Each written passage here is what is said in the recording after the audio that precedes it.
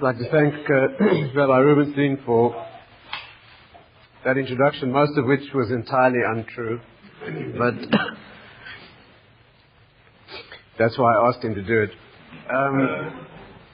Let's try and examine the concept of free will from a formal Jewish perspective, and since the program has suggested that we should look at it in the context of the field of ethics and a basis for ethics, let's try to pay a little attention to the problem of free will as we are encountering the Western secular mode and its method of dealing with this question. Let's see if we can try to clarify what is the correct and authentic or more mature Jewish understanding of this subject, and trying to gain some clarity, because not only is this a very difficult subject to understand, the question of free will, it is particularly difficult now because we are in a secular Western ethos which teaches very differently than we do.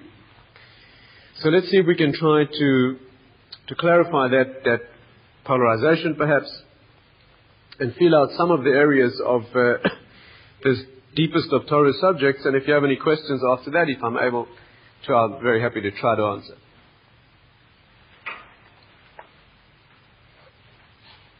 First of all,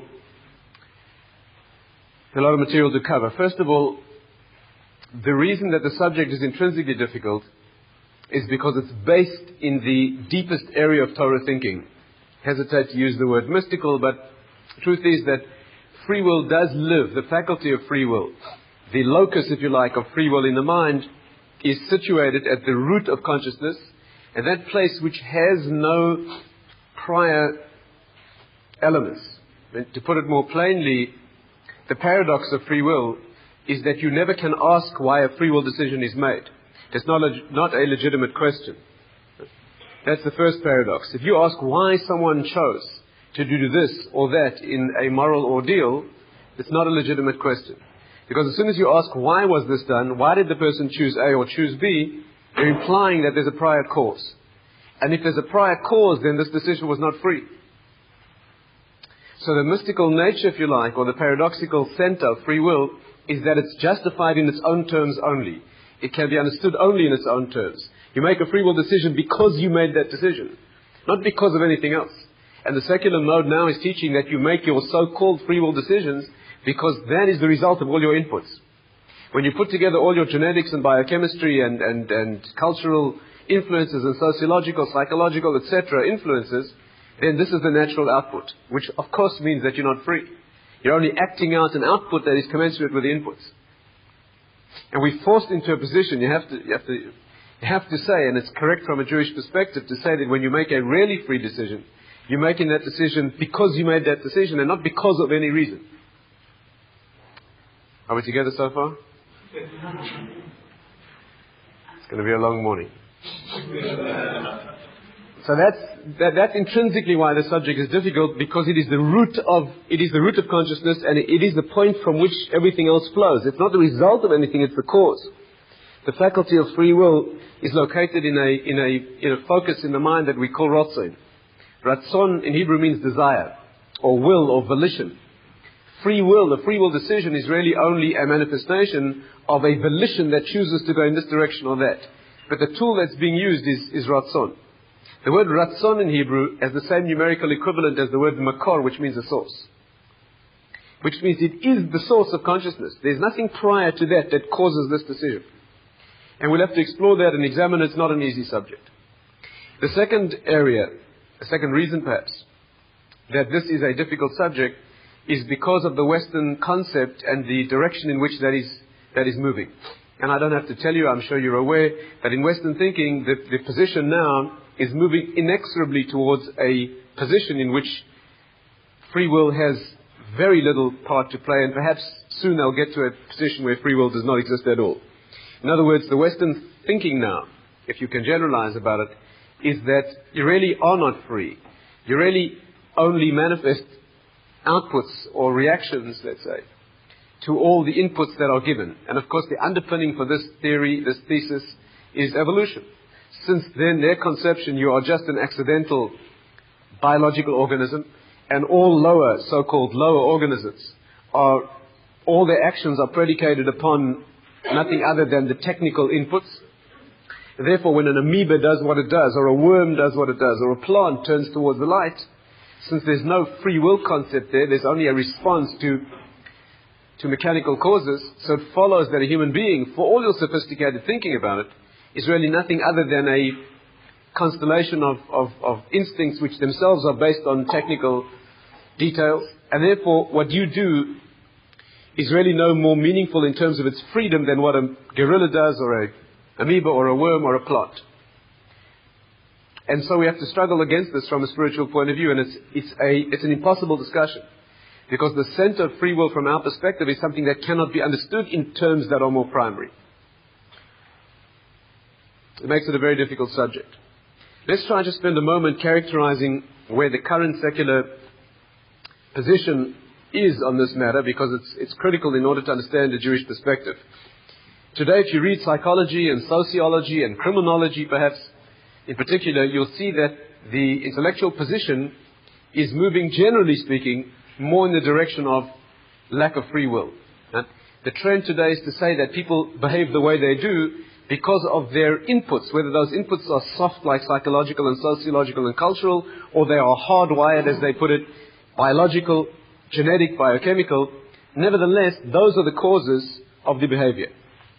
If you read journals of criminology, for example, you'll see that it's a popular research subject today to take people who manifest certain behavior, for example, violent criminal behavior. That's done in many other areas, homosexuality, various other areas of investigation. But one example will be enough for us. Today the trend is to take populations who manifest violent criminal behavior and try to show that they have a genetic or biochemical marker that correlates with that behavior. It's never been done effectively or conclusively, not for any particular type of behavior, but that's not the point. From a Jewish perspective, we could well accept that they may be able to demonstrate such biochemical or genetic markers. It wouldn't be a problem from a Jewish perspective.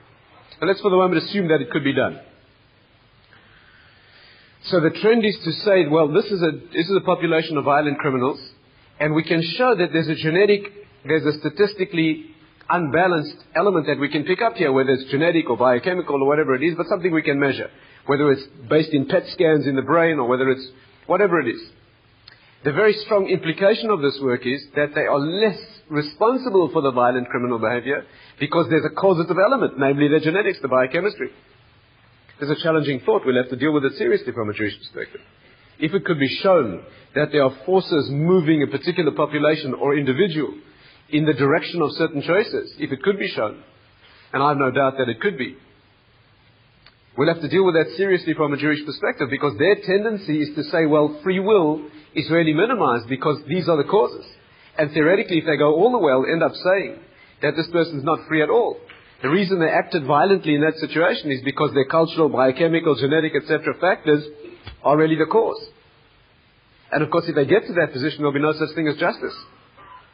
Because you can't really punish someone for doing something that is nothing other than a natural expression of what their mechanisms determine. You might be able to lock people up to keep them out of circulation because they're dangerous to other people, but you can't talk about punishment, you can't talk about morality or immorality. Where's the West at present? The West at present is somewhere midway between the two extremes. That means that if you examine the situation carefully, you'll find that intellectually they are teaching more and more that there's no such thing as free will. That all human behavior is no different than biological behavior.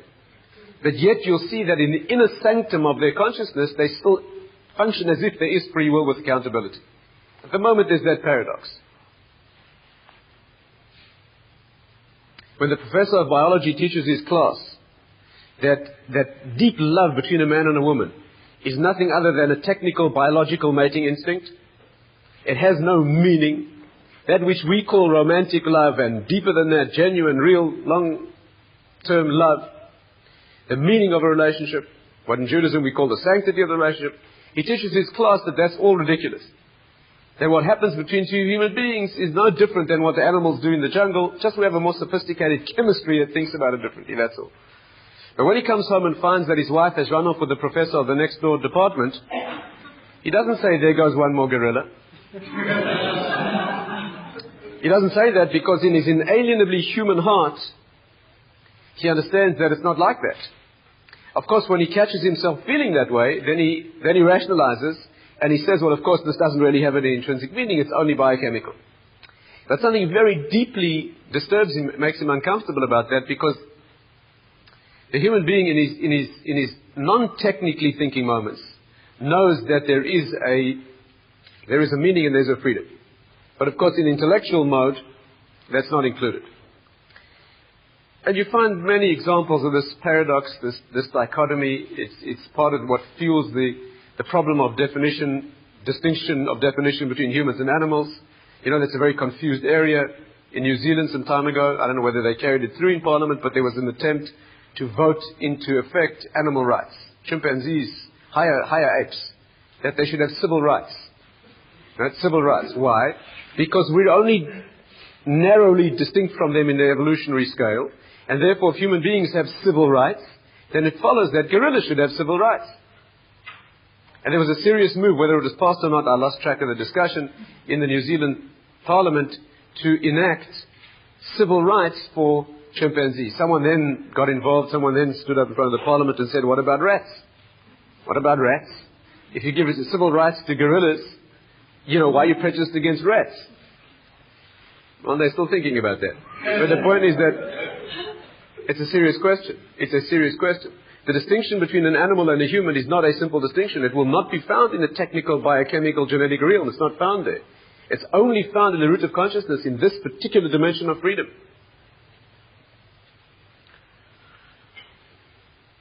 See, when the police in New York they get a panic-stricken call that there's a certain location in Upper Manhattan where there's some people who have a man tied to a table and they are cutting him up alive.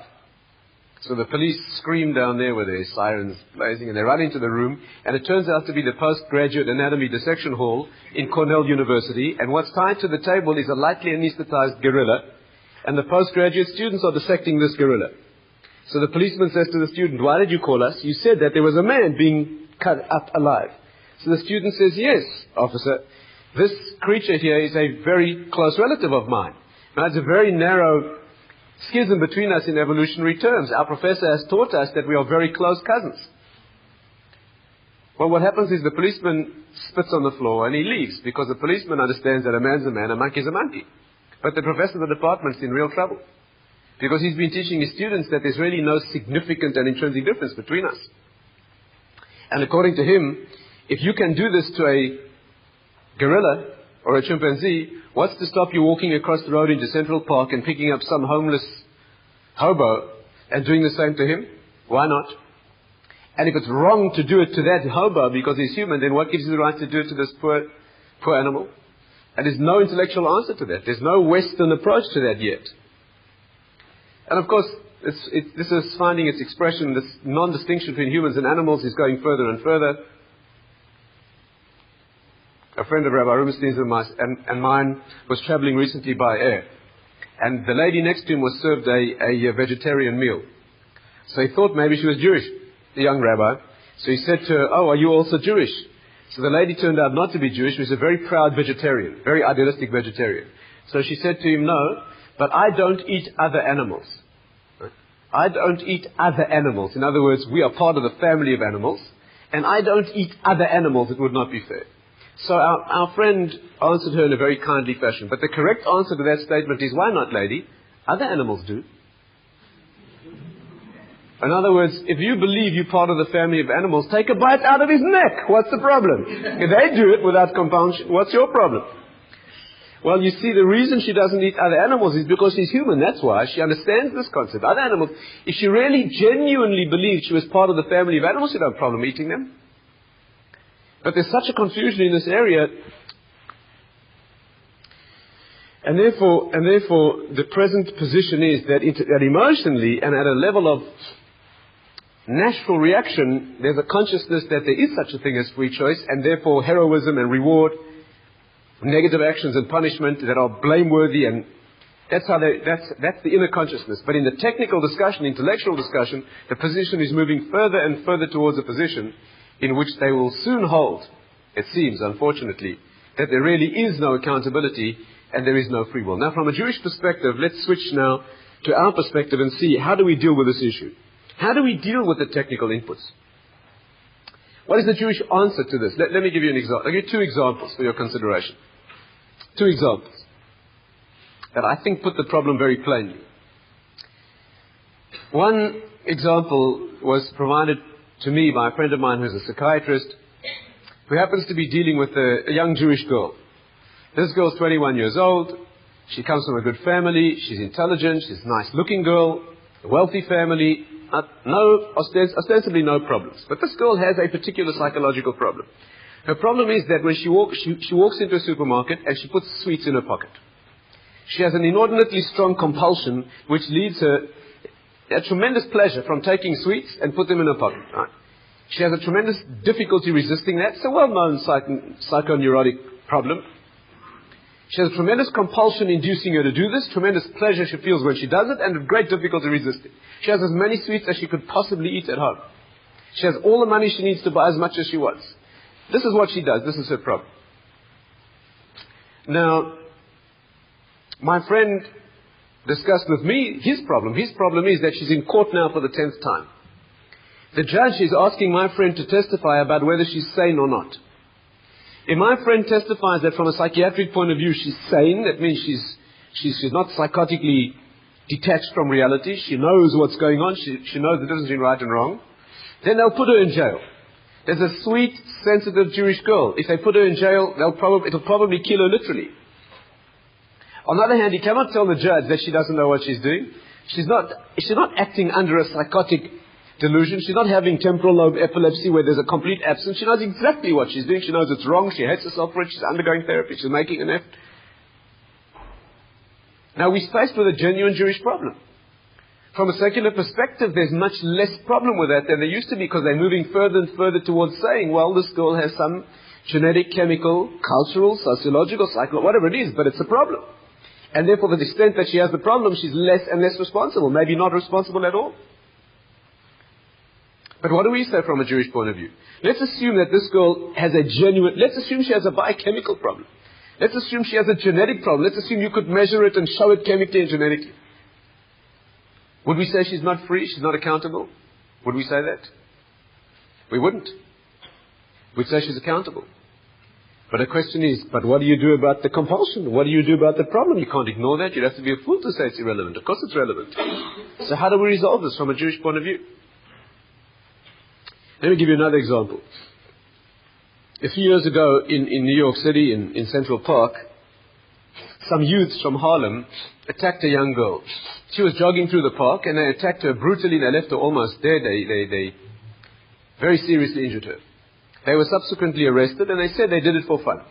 They did it for fun. A justification.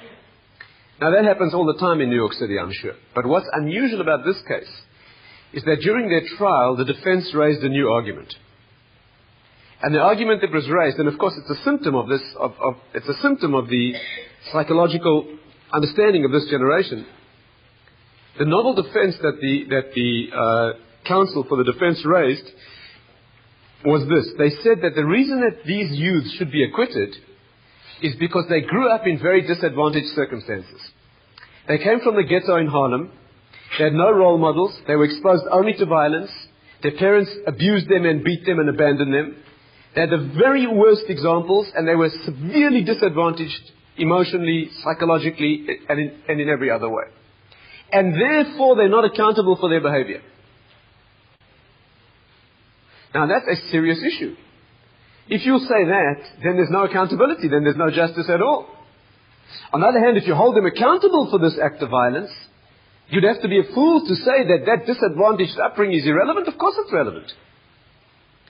None of you sitting in this room would attack a girl. I mean, I presume if you're an encounter, if you're already at an encounter seminar on a Sunday morning, 10 o'clock on a Sunday morning, I presume you've already, transcended the desire to attack young girls jogging through the park. And I presume. None of you would do that. Why not?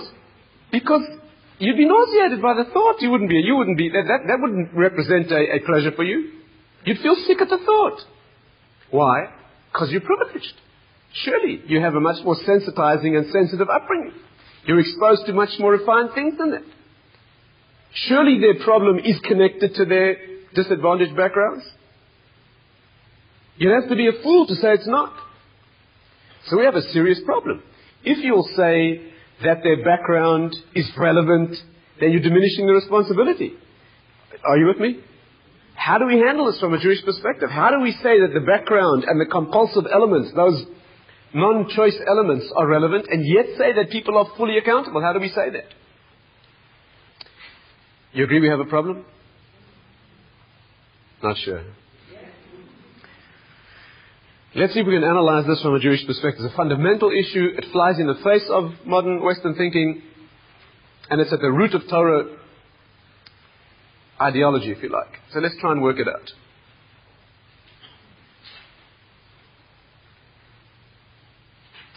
Now, in order to do this, we'll have to examine the concept of free will from a Jewish perspective, and then perhaps we'll try and close the circle and come back to understanding these seminal examples or example types in order to understand how the two problems or the two aspects of the equation are married together. First of all, let's try and put into a nutshell Judaism's teaching about free will before we get to the mystical and spiritual dimension. Let's try and put it on the technical, mechanical, if you like, doctrinal level before we get up there into the root. If there's time, perhaps we'll try and look at that.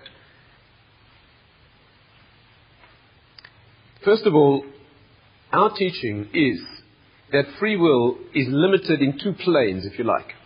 Horizontally, if you like, we say that free will applies only in one narrow zone. That means in all the areas of your life. Free will applies only in one narrow zone, and that is the moral area. Like what we call the battle between right and wrong, between the higher self, the more refined self, and the lower, more animalistic, more sensual, more earthy, more lazy self. It's in the tension between those two poles of the personality, where our conception is that's where free will operates. How wealthy you'll be, how healthy you'll be, all those other areas are really not amenable to free will. Each of those areas has an interaction with free will, and a sensitive discussion is needed in each of those, but that's not we don't have time for that this morning. By and large, for purposes of this discussion, how wealthy you will be has nothing to do with your free will. That's in fact why we in Torah ideology, we say that you should spend most of your time learning. Why should you might as well have most of your time learning Torah and doing mitzvahs. If the amount of money you'll earn this year is not proportionate to the effort you make, so why make more effort? Why make more effort? It's predetermined on Rosh Hashanah. And therefore the logical action for a Jew should be you come and join us at the Jewish Learning Exchange, spend most of your day learning Torah with us, and you'll pay some minor attention to your earnings because it won't make any difference anyway. How healthy you will be. Many people who do exactly the right moves from a health point of view become disastrously ill. And many people do the wrong moves and they are, they stay around for quite a while, longer than some of the people who do the opposite. And sometimes even people who are ill, there's no direct connection between illness and longevity, not necessarily.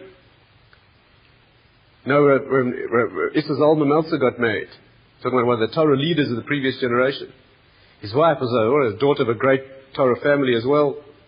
When they were engaged to be married, she discovered that he had TB. We're talking about the turn of the century. Tuberculosis was a uniformly lethal condition, basically at the time. She found out that this young man, who was a gifted Torah scholar, had TB. What was her response? She went to the Chofetz Chaim. You know, as I understand this, the mind. She went to the Chofetz Chaim, the leader of Torah Jewry at the time, to ask him for a blessing that this young man should live long enough that she should have one child from him. Soon cancelled the engagement. She went for a blessing that he should live long enough that they'd be able to have one child together. When she requested that, the Chofetz Chaim laughed at her. He said, some people are healthy and some people live long. That's what he said. Some people are healthy, some people live long. What do you think the connection is between the two? He lived to be a very old man, Mrs. Zalman. He had children with her. He lived to be an old man. Not necessarily connected. Whom you marry. Whom you marry.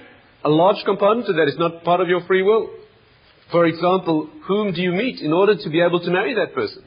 You can't explore a relationship, yes, you cannot explore a relationship with every woman on earth, even though this generation is seriously trying.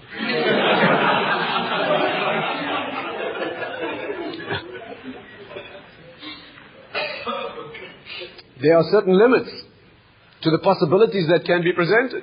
That's not in your control. Our conception is that in the vast panorama of areas that face you, that you engage in your life, only in the area of the moral struggle, the Ramchal says clearly that you brought to the world for that. La'amod b'nisayon. He says the three reasons you created is la'asos mitzvahs, to perform mitzvahs, la'avoid, to serve, v'la'amod b'nisayon, to stand strong in ordeals. Actually, all three are one. To stand strong in ordeals, to battle the lower temptations with a higher sensitivity, that's where free will applies. And technical choices like which flavor dessert you'll choose, animals do that too. When a dog is faced by two bones, he chooses the bone that's more smelly, less smelly, whatever makes the dog choose a bone. That's how you function when you choose which flavor dessert you're going to have. It's not a meaningful free will, free choice. And therefore, firstly, our teaching is that the meaningful area of free will is only in the battle between the higher and the lower self. That's the first axiom. Of course, you note, by the way, that true to form, the secular world teaches exactly the opposite. And of course, it's a sensitive indicator that our lower self teaches that too. Where do we say that free will applies? Exactly where it doesn't. So a man who gets very rich, they interview him on the radio. He says, sure, worked hard. So I get up at 6 in the morning when I was young and I worked for many hours. Now, the wealth is due to my own effort. But when the man fails morally, what do they say? He says, I couldn't help it. Couldn't help it. It's a compulsion. It's beyond my control. They take responsibility in the areas that our Torah teaches you have no responsibility. And when you really have responsibility, you say, it wasn't my fault. It wasn't my fault. That's how you brought me up. You blame the parents. Now, in this area of free will, where it applies in the moral zone, in that battle between higher and lower self, let's go a little bit further. There's a severe limitation, if you like, vertically. Now, this is a much more important point to understand. And here's the key to the problems that we began with. Your free will applies only at one narrow zone in the range of issues that face you. And this is a classic discussion. Rav Dessler is the one who makes it most explicit in our generation. And it lies in what he calls Nekudat HaBechira, Nekudat HaBechira, the point of free will. Let's explore this for a few minutes because it's absolutely central in understanding our concept today. The point of free will means as follows. Now stay with me carefully. In the range of moral issues, in the range of the spectrum of morality, if you like, of ordeals, potential ordeals that confront you, you are free only at one narrow level. Those things that are beneath that level, you're not free at. Those things are so base and crude and coarse that you wouldn't think to those things anyway. They're beneath your dignity, spiritually and morally. And therefore, when you succeed at those lowly things, that's not called success. We do not consider that a moral victory. You wouldn't have done those things anyway. And things above your point of free will, things that are more refined, that are too refined, too difficult for you, you never do those things right. They're too difficult, they're too refined. And we don't consider that failure. Things that are too difficult, right? Areas of refined self-control that take great concentration, heroism, self-control, refinement, selflessness, sacrifice. Things that are far beyond your level, you are always doing those wrong. You're not holding there. But we don't call it failure because it's out of the range of your free will. I don't see any enlightened faces. Let's make it graphic. Each individual is holding at a point of free will, and incidentally, in different areas of your life, you could be holding at different ranges of where the point of free will is. Some people have a problem in one area and have mastery in another area. Somebody else may have the opposite. That point of free will determines where your battle is. Let's make it graphic. Imagine an individual who's brought up in the gutter, with a tremendously disadvantaged background, taught to mug. This person's entire daily occupation consists of mugging little old ladies, grabbing their purses and running off down the street. That's what he does. He's never been taught or exposed to anything more refined. He's brought up exposed only to that. That's how he sustains himself. That is his consciousness. Where's that person's range of free will? Where's his point of free will? That person's point of free will is in that range of activities. That means the next time he's walking down the street and a little old lady is hobbling along with her purse, and next to her on the pavement is a half a brick. His moral ordeal is, will you push her over and take her money and run, or will you pick up the brick and smash her skull?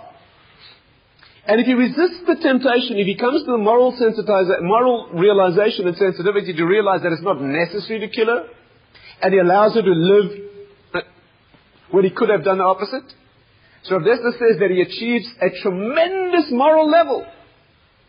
He performs a great act of self-control and of spiritual elevation. Rabbi Tatz gives the example from the Gemara of people who kill less than they would have otherwise, as being tremendous moral progress. Could be. Why? Because that's the range of his free will. Let's take another individual. Take a person who's trained himself for many years in Torah thinking and Torah practice, very refined, Talmid Chacham. What's his ordeal? His ordeal is he's working on his words. When he teaches his students, he takes great care that every word should be perfectly honest and accurate and not unnecessary. Speaks to his wife when he's under great pressure. He makes very great care. Takes great care to make sure that every word is sensitive and considered and focused. Now he's working on controlling his thoughts. What's that individual's battle? His battle is when he's under tremendous pressure and there's a temptation to get a little angry or allow his thoughts to... It's a tremendous battle for him. Does he have a battle with when he's walking down the street? Picture this great individual. He's walking on the way to the yeshiva to give his Torah shir. And as he walks along, lost in thought, a little old lady hobbles past with her purse. And there's a half a brick on the pavement next to her. How strong is the temptation to pick up the brick and smash her skull? When he gets to the next world, and Hashem says to him, what did you achieve in life? This great tzaddik. And he says, I never smashed any little old lady's skulls off. You're thinking they're going to say to him, Shekach, ooh, wow, man. Not his battle. And conversely, and therefore you have to understand that when he walks past that woman, and he does not do her in, that's not called a victory. There's no spiritual battle, there's no achievement, it's irrelevant. It's out of his range of free will. It's not called a victory. And conversely, the individual who does that daily, his victories and losses are in that area. But to say an extra refined word to his wife, that's completely out of the range of his free will. He doesn't have a wife. He lives with some lady that he puts his cigarettes out in her ear. That's what he does.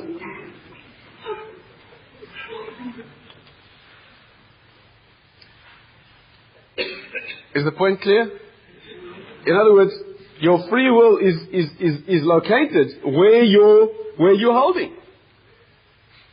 And when he gets to the next world, they will not hold him accountable for not having thought more refined thoughts. And for not having evinced more self-control in every word that he said. It's not relevant. It wasn't possible for him. You judged in terms of the range of where your free will options are. And that's all. Is a picture emerging? Whose fault is it that your free will, your point of free will is down there or up there? Is it your fault? May not be. May not be. Whose fault is it that that individual whose profession is mugging little old ladies brutally daily? Whose fault is it that that's his problem? Is it his? It may not be. It may be the fault of society, parents, grandparents, culture, sociology, psychology, even genetics and biochemistry. Possibly. But that's not the issue. The issue is what did you do at that level? How did you cope with the area where your point of free will is? And somebody with a much more refined upbringing, given all the advantages and so forth. So he's not being tested by the lower things. And is it his fault? Is it his credit? No, may not be. Whose credit is it that this individual is brought up morally sensitive, eating kosher food, keeping the mitzvahs of the Torah, with a conception of human dignity? And his parents. Maybe it's his parents to get the credit. Not necessarily this individual. Where does he get credit? Only for the battle that's fought at that sensitive level. Only for the advance that's made in that area. And this has many applications. I mean, this idea is basic and it carries you through much of Torah thinking and much of life. You know, so you might have a young person today keeping mitzvahs, let's say. Eats kosher food. Well, why is he eating kosher food? He eats a kosher breakfast every day because he's brought up that way. There's no credit for that mitzvah. No credit for the mitzvah. It's no battle. Who gets the credit? His grandparents who came over to a new country and they were tempted to drop it all and they sacrificed and they starved in order to maintain those values and not to work on Shabbos. Every time this child eats a kosher breakfast out of habit, his grandparents getting the credit for that. It's an irony that we experience in the Tshuva movement. Young people, not so young people, getting more involved in the Torah observant way of life. Very often the irony is this young person comes, they get more involved, they become more traditional, more observant. Eventually they get to a stage where they start looking down on their parents. Parents are not observant, they're doing things that are treif, that are not... they're spiritual because they're keeping mitzvahs, etc. Now irony is, you know why they followed that path? Very often. We see it among the South Africans all the time, the English very much the same pattern. Know why? Because their parents and grandparents, although they were not technically observant and they had missed it and lost it and dropped it, but they retained the structure of what it means to be a decent human being, to be a mensch. They taught their children with tremendous intensity and integrity and self-sacrifice. They taught them what intellectual honesty means, to follow your values, to live up, to be consistent. I'm not so sure who gets the credit. I'm not so sure. I'm not so sure. It could well be that this youngster found his way or her way to more observant Jewish identity because the parents gave them a tremendous sense of Jewish identity, of morality, of sensitivity, of responsibility. Not so clear.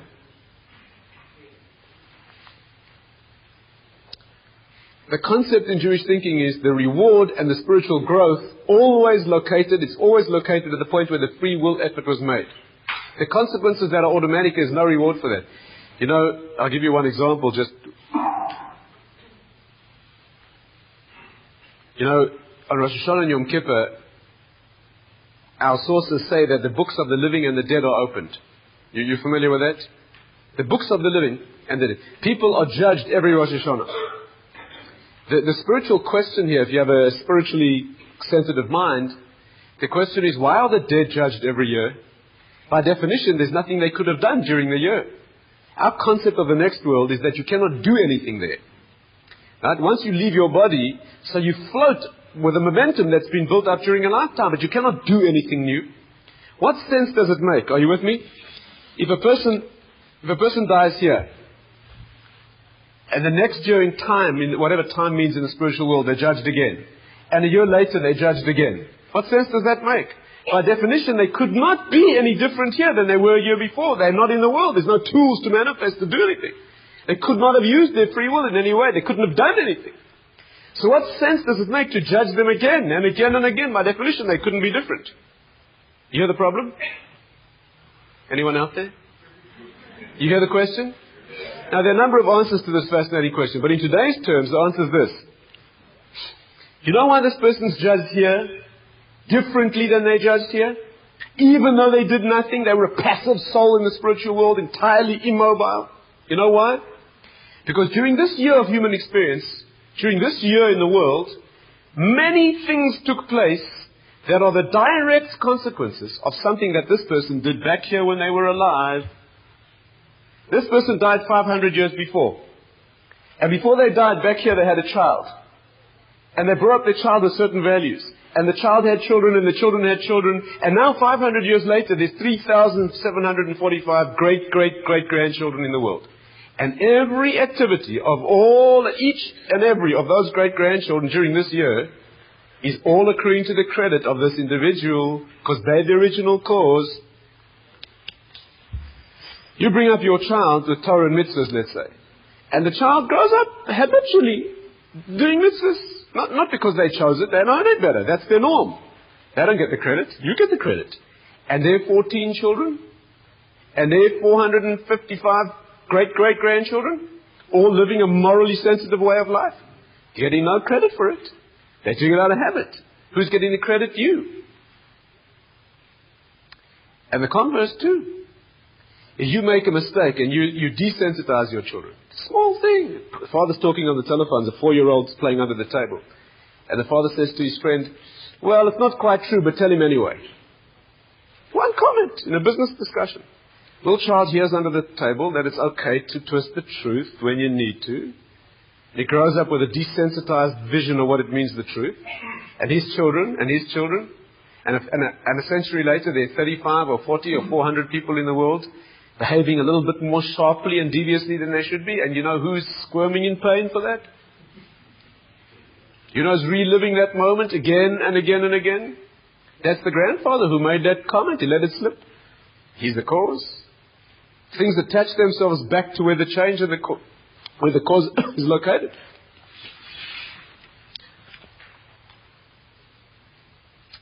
Where the free will difference is made, that's where the credit goes. Can I tell you a story? I know a man, there's a Hasidic Jew, he lives in New York. I actually know him personally. This individual, just to show you how far an action can go. This individual was born, the story of his birth was like this. His mother was pregnant in the Warsaw Ghetto. His mother was pregnant in the Warsaw Ghetto. And she needed to see a doctor, gynecologist. She managed to sneak out of the ghetto and it found her way into the old city of Warsaw. And she managed to get to a doctor's office. There's a lady, a Polish lady doctor, a Catholic woman from the old Polish aristocracy. And she treated this Jewish patient. As the Jewish lady was about to leave the room, the doctor said to her, you know, if you go back into the ghetto, you know what will happen to you? So the Jewish woman said, yes, I know. So she said to her, look, come and stay with me. So the woman said, I can't leave my husband. So she said, go and bring your husband. So she said, I can't leave my family. So she said, bring your family as well to my house. So the woman found her way back into the ghetto and she said to her husband, this Catholic lady is offering to save our lives. So we're going to you come with me and the family. The husband said, I can't leave my family. So they took his family too. They arrived at this lady's house with 13 people. Okay? She hid them in her attic for 22 months, including a time during which the Gestapo occupied the house. And for 22 months she took care of them, feeding them and carrying away their waste. After 22 months living in her attic without ever going out, she managed to get them out and across the border. And they all survived. They all ended up in America, as it happens, in New York. And they all survived. A few years ago, one of the grandchildren of one of those 13 people got married.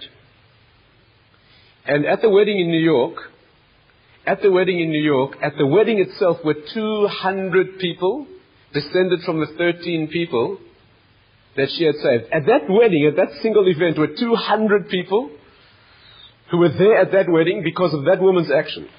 And they went back to Warsaw and they found her. And they brought her to be present at the wedding.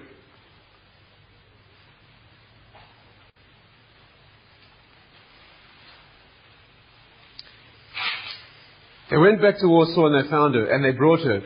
And this old lady sat present at a wedding with 200. And once somebody went up to her during the wedding, they said to her, why did you do it? Why did you do it? Why did you risk your life to save Jews? And she drew herself up to a full frail height and she said, because I read the Bible, I read Genesis. And in Genesis it says that when Sodom was about to be destroyed, Abraham negotiated with God. And he said to me, if there are 50 people, will you save the town? And God said, yes. There are 45? Yes. There are 30? There are 10 people, you'll save the town? And God said, yes. And then she said, I thought there were enough of us to save Poland, and I was wrong. That's what she said. That's a merit to be jealous of.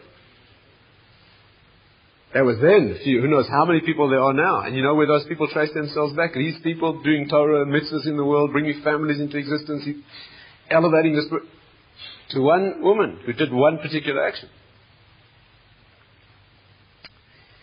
So the free will goes back to the point where the difference was made. And that point is always relevant and relative to the level that you find yourself at. Incidentally, this is the reason why in Jewish education we do not compare children to each other. Because we don't have an absolute scale. The secular mode is an absolute scale. What mark did you get on the test? And did you do better than somebody else? In Jewish terms, that's completely irrelevant. What's relevant in Jewish terms is, did this child do as well as they could have done? Do you know that in a Torah school, We do not give children marks that are exposed to... We never read out marks, you know that? I'm sure you all send your children to schools where that is the practice. When you read out marks in class, so you read out marks. So there's an absolute standard. So one child got a better mark than another child, so they feel they've done better. But they may have done worse. They may have been more gifted and worked less hard. And the parents perpetuate the mistake. Of course, you would never do it. But some parents do. The child comes home and they say, we had a test today. The first thing the parent says, what mark did you get? Child says what they got. The parent says, what did everybody else get? That's not education. That's destruction of personality. Have you ever been to a 7 or 8-year-old? Have you ever been to a junior school prize giving? Ever been to one of those heartbreaking experiences? What happens is, in those prize-giving ceremonies, there's always one obnoxious type. One precocious little individual who gets all the prizes. That's what happens. And next to him is sitting a little 7-year-old whose heart is breaking, who'd give anything to come out with a certificate or a prize, but didn't have the gifts. That's called education. That's called assassination of Jewish character. That's not the way to educate children. The way we educate children is we take a child, and if the child didn't live up to his ability, there's no holds barred. There has to be a rigorous demand that the child should live up to his own standards. But to make him live up to somebody else's standard, that's relevant. That's why the Gemara says that in the next world, which is the real judgment situation, where the real marks are given, each individual is alone. The Talmud says that each tzaddik, each individual in the next world is entirely alone. From one perspective. It's true, it does say that husband and wife are eternally bonded into one being. It's good news for some of us, it's problematic for others.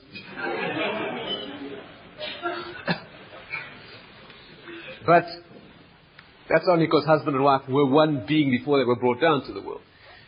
But the point is that every individual is alone. You know what it means? You're not judged against somebody else. You know what you're shown in the next world? Is a raw, brutally, rigorously exposed vision of what you are. And in front of you is what you could have been and what you should have been. That's all. The sensation of existence is measured in terms of what you could have been. They show you somebody else. That's their own problems. Our concept of judgment is that you're stressed against what you should be and what you could be. And therefore comparing children to each other in the school. Our sources say that when children get a little older, certainly over bar mitzvah, maybe 14, 15, there's no problem being unfair. When children reach that age, there's no problem. You can read out marks and you can be brutally unfair. And the reason is because life is unfair and they need to learn it. There's no problem with that. But not when they're 6 years old and they haven't the maturity to understand that they have their own uniqueness. This is clear? So, our concept of free will is that the point of free will, where that's located, is not up to you. It's not your credit and it's not your discredit. That's what's given. But where the point of free will is, there you're accountable. Of course, the next component of this discussion, without too much detail, just to complete the picture before we go back to our problem, the next component of the discussion is this, of course, that wherever your point of free will is, it's not immutable. As you act and decide and move, it changes. Every time you make a correct free will decision at a particular point of free will, you elevate the point.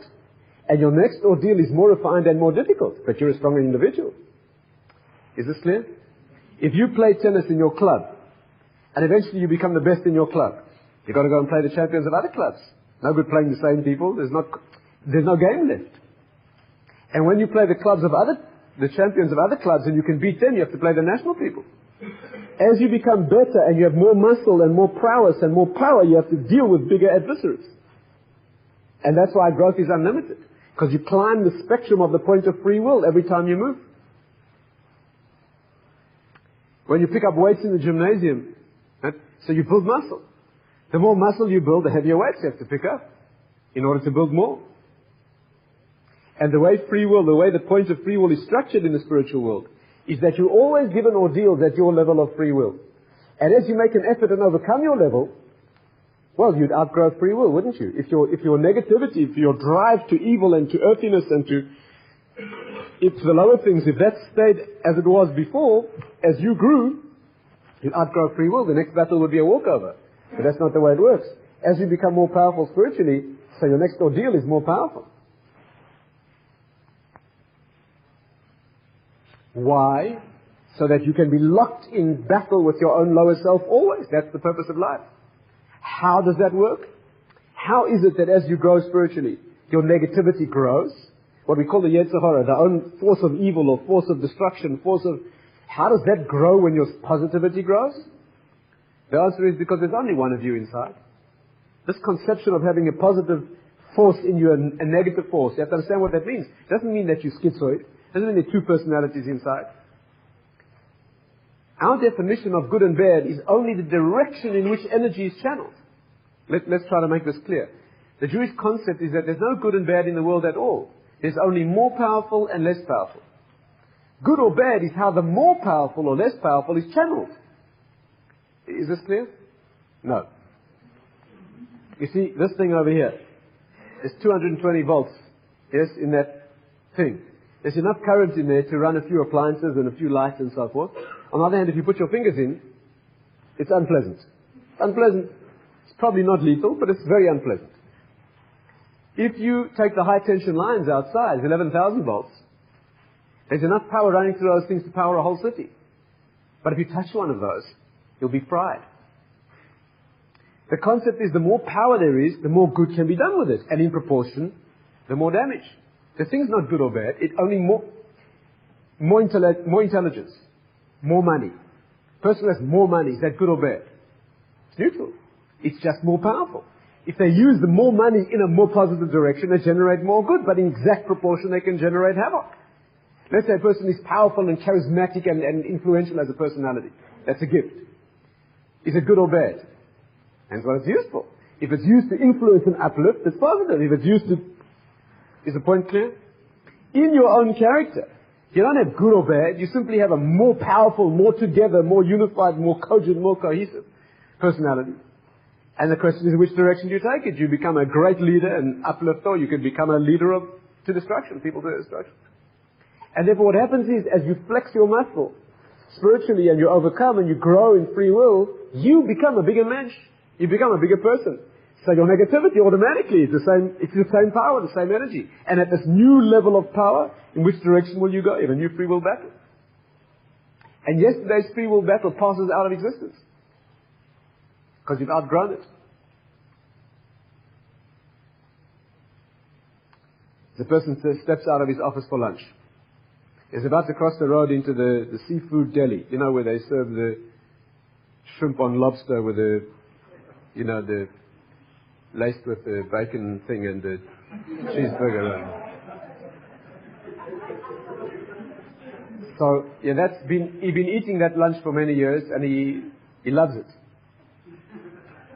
But as he's about to step in, he says to himself, maybe there's something to kosher food after all. And I said, it's a Jewish thing, and the Kabbalists say that it sensitizes you, eat unkosher food, it contaminates your sensitivity. Maybe I should walk into this kosher deli next door. Doesn't like that food. Doesn't speak to him. What happens? Stands on the pavement there, shaking and sweating for half an hour. Finally, walks into the kosher establishment, eats a kosher lunch. Tremendous elevation. Tremendous elevation.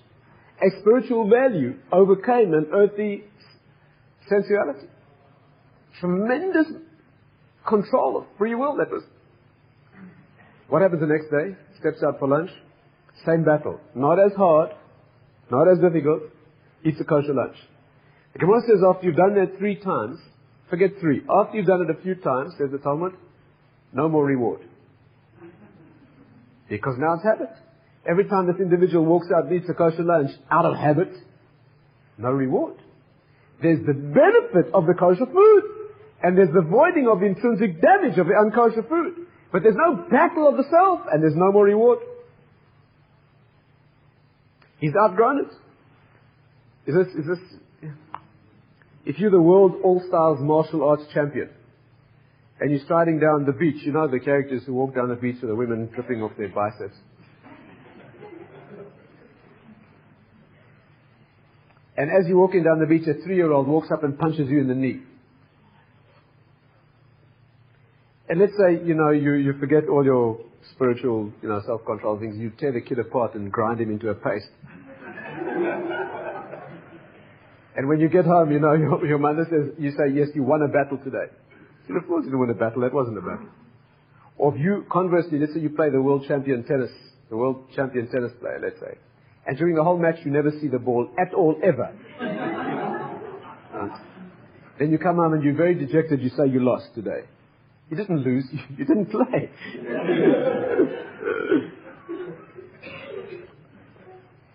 The point should be clear? Free will applies only at the place where you're currently battling. And that point is not, you may not be responsible. You're responsible for lifting it. Let's go back to our problem. Let's take this young girl. Can you see the answer yourself now? It's clear, isn't it?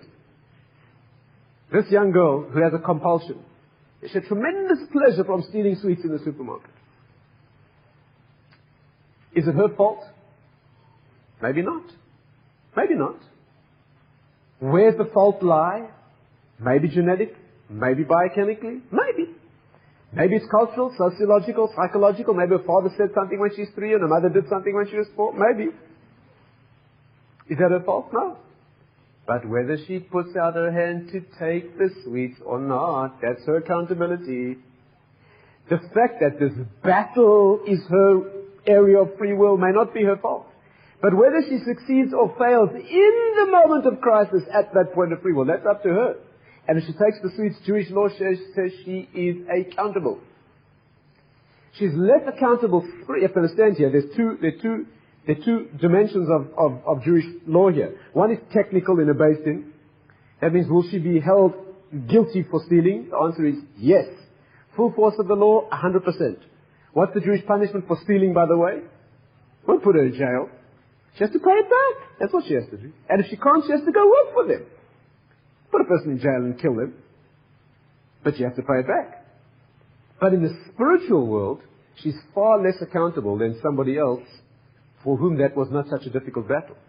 That means the punishment spiritually, the lack of growth, the depressing effect spiritually is much less for her because it was a difficult battle. Are you with me? And that's why when I go to the next world and they say to me there, Tatz, what did you achieve in life? And if I say I never stole sweets in the supermarket, again, they're not going to say, Shukar, well done, because it's not my problem. I've got my own problems, I can assure you. But that doesn't happen to be one of them. And therefore, if one of us would succumb to such a thing, we would be held far more accountable. Rabbi Tatz says the fact that you sit here right now, you're getting reward right now for not running out into the street and stabbing people. Very little reward. Very little. Because it's very, very small temptation. It's the bottom rung of your potentiality. That will be the messianic reality when the Mashiach comes. There will be virtually no free will left. You'll be an autonomous human being, but it will be so obvious what to do, and so odious to do the wrong thing, that it will be ridiculous to do it, so your free will be shrunk. You have free will only in proportion to the darkness that you inhabit.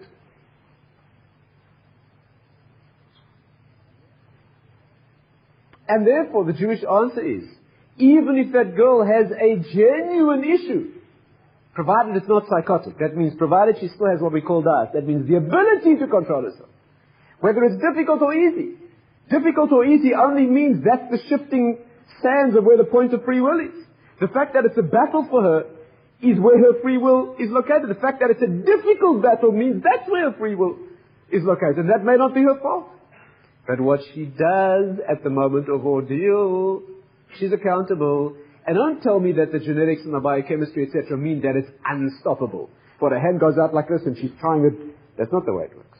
Addiction, now even chemical addiction, does not mean that it's impossible to resist. It just means that there's an inordinate drive, tremendous pleasure. It doesn't mean, I can tell you as a physician, I've seen people go through cocaine or heroin withdrawal voluntarily. No question that's an addiction. And the withdrawal can be lethal. It can literally be lethal. And people go through that sometimes. There's a heroin lying next to them, and they do not take it. With tremendous compulsion to take it. But it can be done.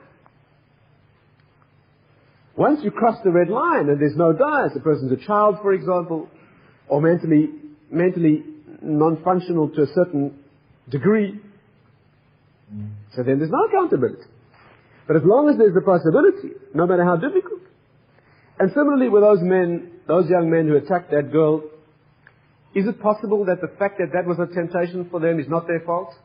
But it's the fault, whose fault is it that they felt that their idea of fun is brutalizing some young girl jogging through the park? Whose fault is it?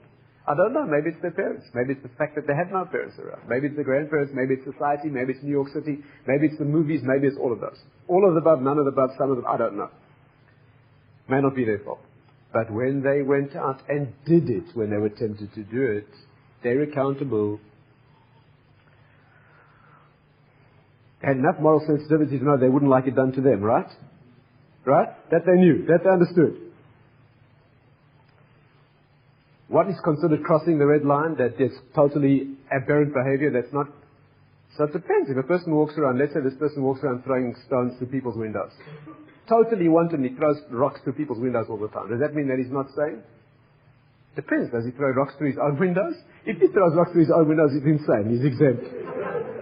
If he only throws rocks through your window, he's guilty. Is the point clear?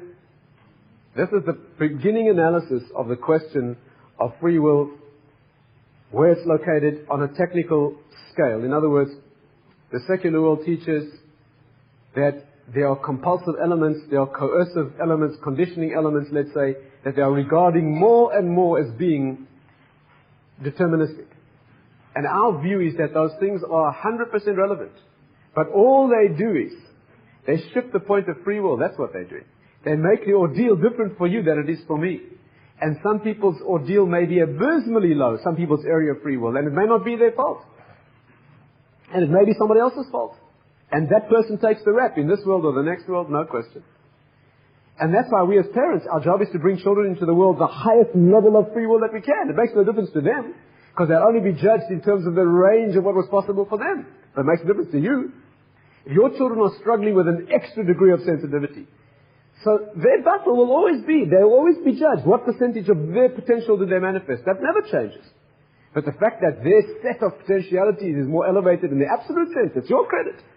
That elevates the Jewish people, that elevates the world in an absolute sense.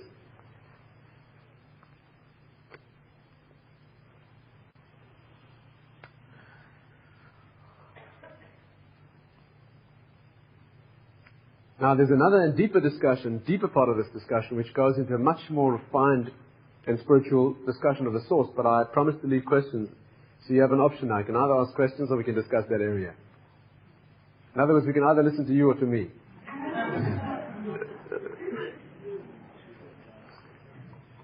Are there any burning questions? And if not, I'll try and share that insight with you. Let me share with you. You have energy for a few more minutes? Let's look at the next component of this discussion and try and see if we can fill it out.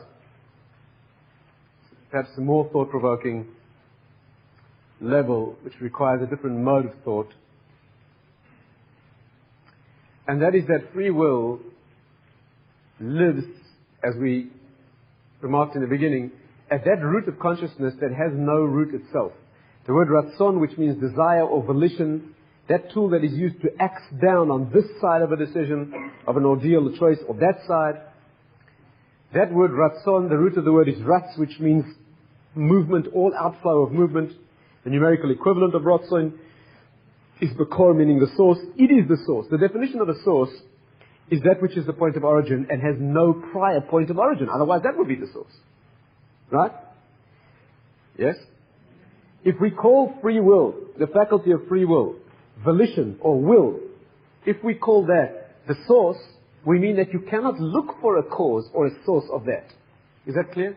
Otherwise, that would be the cause. And that's why when you ask, in the final crunch of an ordeal, given my level of free will, that this is now my choice, my area of choice, whether I cause it or not, why do I choose the lower option and fail or the higher option and succeed? Why do I do that? Illegitimate question. It's because I chose. That's me. That is the I. That is the self. The secular world will try to answer that question. Well, he chose it because... And the current way of answering that question is, well, because it was the pull in that direction was stronger. Isn't that what they say?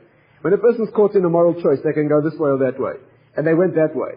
What's the secular answer to the question, why did they choose? Well, that was the more attractive option. It pulled them more strongly. Can you see that that's invalid? If you say that, You're saying that you always respond to the stronger of the pulls. Just like a metal object is pulled by two magnets. If the one magnet is stronger, it moves that way. If you shine a light on a plant from one side, it moves towards the stronger.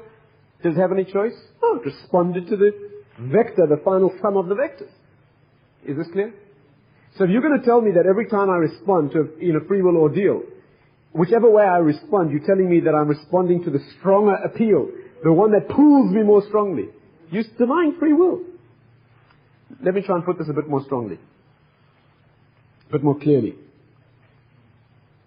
Let me share with you Rabbi Tatz's analysis. It's going to be a long day. Let me share with you Rabbi Tatz's analysis of this question. It's a good one. Thanks. He says this. If two options attract me, one attracts me strongly. Please stay with me carefully. One option attracts me strongly, and one option attracts me weakly. In order to support the notion of free will, you have to say that a person can be attracted immensely strongly in one direction and very weakly in another, and they're free to choose the weaker attraction, which is strange and perhaps paradoxical, but you have to say that. If you say that a person is attracted in one direction strongly, a very strong motivational attraction, and the other direction weakly, and you say that the person will always follow the more attractive option, and every decision they make you explain away by saying that must have been stronger, you're saying they're not free. Is this plain? So we have to say that you can have an option between a strong attraction and a weak one and follow the weaker attraction. Well, that needs explanation. How do you do that? If one direction speaks to you very strongly, and one speaks to you in a very, very puny and weak sense, well, how do you do that? First of all, let me try and show you that it's true. First of all, philosophically, intellectually, can you see that it must be like that? Let me try and show you that it's true, and then we'll try perhaps to see how it works. Let's try and construct here an ordeal. Let's try and build for ourselves in our imagination. Let's do a thought experiment. Let's take someone motivated very strongly in one direction and motivated very weakly in another. Let's make it as strong as we can, the distinction between the two. I would suggest that such an ordeal would be like this. Let's take on the one hand the strongest motivation that there could be, which is acknowledged in psychology to be self-preservation, the desire for life, in a normal, mentally normal individual. Would you agree that would be a contender for a strong motivation? Reasonably? Let's posit against it a very immature and pathetically weak attraction. Let's call it the attraction for 5 seconds of pleasure. Physical pleasure. Would you agree that that's very weak compared to the desire to live? Would you agree? Well, let's take a smoker who knows that if they give up cigarettes and throw it away, they live.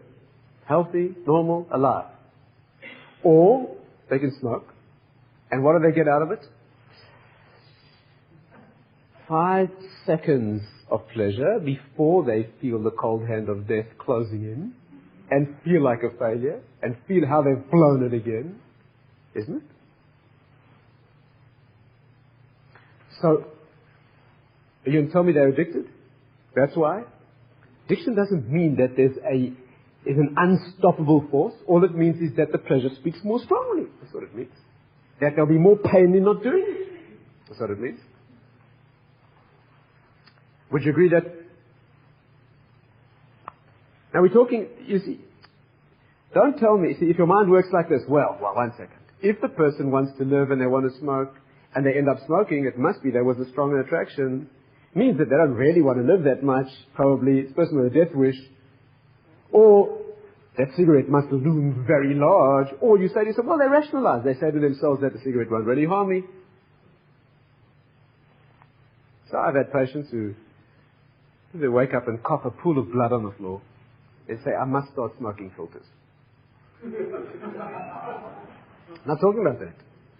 As it happens, I had a professor of pathology at medical school. I had a professor of pathology who was a lady who happened to be a national expert at lung disease. She taught us post-mortem dissection and she smoked. She would take a slice of human lung, fresh, put it in your hand and say, doctor, what's wrong with that? Okay. This lady was not rationalizing. She knew exactly what... She died a couple of years later. She died of an alcohol problem, but that's something else.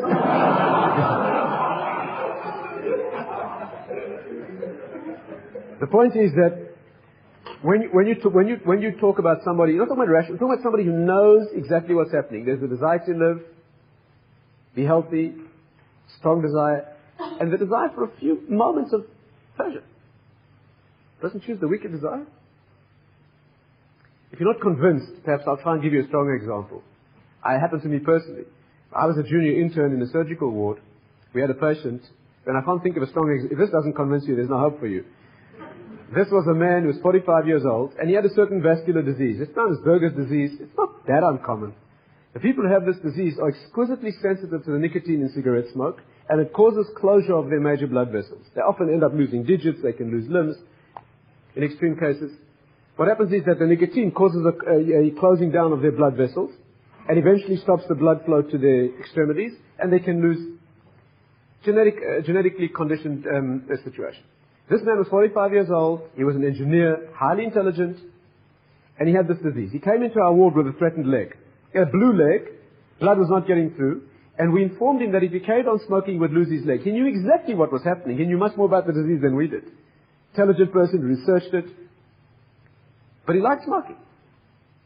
And he knew that, now you have to understand what's going on here. Sebastian wants to live, right? He wanted to live, be a man, walk, play with his children.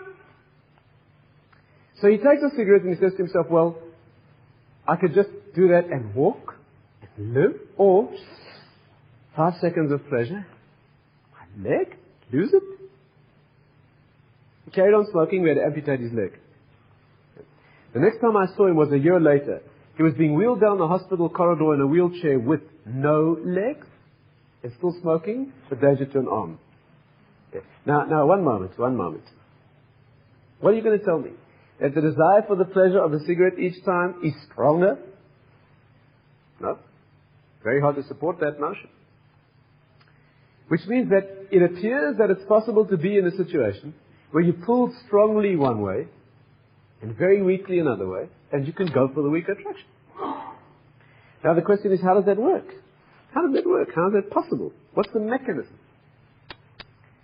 And Augusta says like this. Now note carefully, we're not attempting to explain what makes you choose that. That's you. But what we want to explain is, how is it possible to choose that? How does that happen to an individual? How could you possibly do that? And its explanation is as follows. It's based on the mystical teachings, but I'll try and show you how those mystical sources manifest themselves in practicality. In the next 4 minutes. The answer is like this. The reason that you can choose a weak desire, listen carefully because it's remarkable in its beauty, the perception that the total perception of this description, its sensitivity and understanding of the mind, is absolutely remarkable. And again, I will not be able to show you this technically, but you'll recognize it in yourself if you've ever lived. You know that the mystics say that real, genuine truth is not something you need to learn, you only need to recognize. You should not have a sensation that you're learning it. You should have a sensation that you're recognizing something that you knew was like that. MS Eidlatsmoy, that's what they say. The reason is like this. In the root of the mind that we call Rotzein, that root of consciousness, it's only possible to want one thing at a time. That's the secret. You can only want, not that you can have many desires fighting to be the one, but you can only be one thing that activates action, that motivates action. That means in that throne room, that control zone that we call Rotzein, it is entirely unitary. The mystics say that it's somewhere around here, right, where the baby's skull is open, and where there's a connection that's forged with the higher world. That place is unitary. And this root of decision, the root of Rotzein, at the moment of exploding into action, there can only be one thing there at a time. You can't explode in two directions at the same time. You can only... Why is it like that is a lengthy discussion. But just to refer to it, why is the root of consciousness single? Because the human being is formed at Tselem Elokim, in the image of Hashem. And just like He is one, the root of consciousness must be unitary. But that needs a fuller discussion. But let's just take its practical application. You can only want one thing at a time, meaning you can have many desires, 2 desires or many, fighting to be the one that gets in. But only one can get in when you activate that. Can you feel that? You can have many things attempting to be there. Each one's convincing you, do this, do this, do this. The symptom of that battle, paralysis. You don't do one and then do the other and do the... You stand there while each one attempts to convince you, but the gate remains closed. And sooner or later you open the gate and one of them... It doesn't matter which one it is. If you open the gate to a weak one, as it gets in, that's all you are. Is this clear? If you have an explosive with a fuse, it doesn't matter if you light the fuse with a match or a flamethrower. Can you see that? Once you light it, there's an explosion. If you have a nuclear power reactor with a switch, somewhere in the control room of that thing there's a switch. It doesn't matter if a big hefty 250-pound brute throws a switch, or a little baby climbs up on the console and flicks the switch. It makes no difference. Once you hit the switch, the thing explodes. Is this clear? And therefore the battle of free will is which desire will you let in, but it makes no difference what the size of the desire is. Once you allow it in, it hits the unitary root of all that you are. When this person takes that cigarette and he says to himself, shall I live or smoke? Live or smoke? And finally, in that moment he becomes one big cigarette. That's all there is. At that first moment, can you see that there's no choice there? At that moment he is that thing. And then a few seconds later the dust settles, smoke clears if you like. And then he realizes that he's done it again and lost it again. But in that moment there was only that thing. And that's how people commit suicide.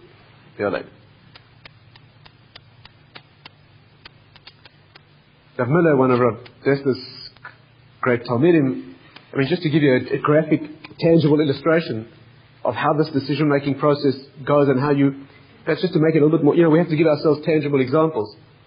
The example he gives is when you go for a swim in the water that's very cold.